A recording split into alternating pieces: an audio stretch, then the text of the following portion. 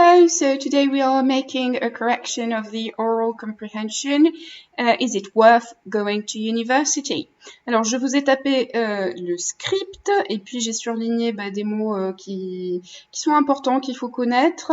Donc, on va les expliquer. Vous allez les noter dans votre cahier avec leur traduction. Donc, pour ça, il vous suffit de faire pause sur cette vidéo. Et bien sûr, le script, vous allez le recevoir par mail.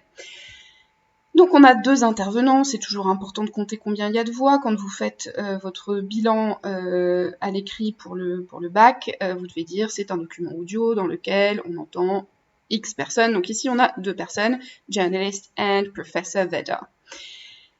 Alors on y va, on va regarder les parties donc, que j'ai surlignées.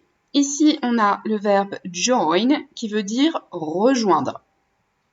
Join, rejoindre, vous le notez dans votre cahier. Donc la journaliste commence par dire « Si vous venez juste de nous rejoindre, je suis blablabla, blablabla ». Elle se présente et elle donne donc le titre de son émission.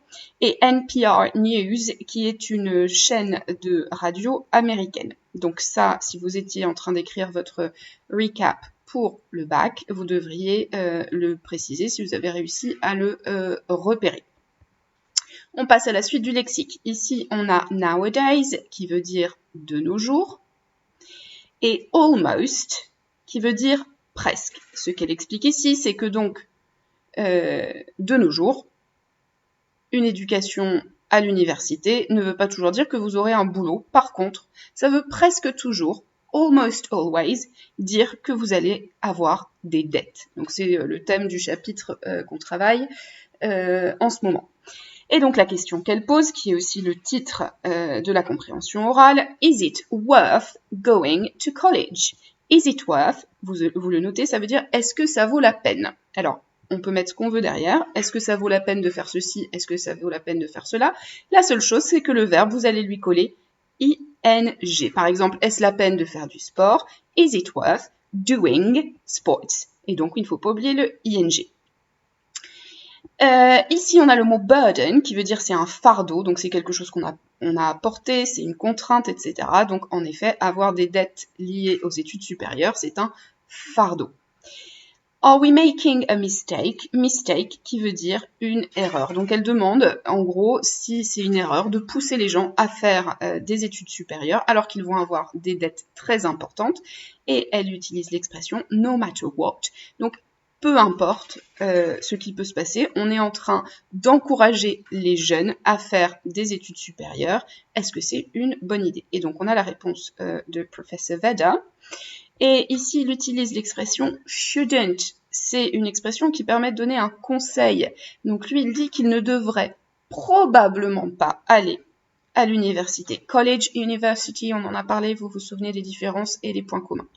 Shouldn't, c'est un modal. Les modaux, vous en connaissez plein. Can, must, may, will, should, would, etc. Ils fonctionnent de manière très simple. Derrière, il ne faut simplement pas oublier de mettre une base verbale. Require, c'est donc quelque chose qui requiert, qui demande. Par exemple, il nous explique qu'il y a beaucoup de métiers qui ne demandent pas qu'on ait une éducation universitaire.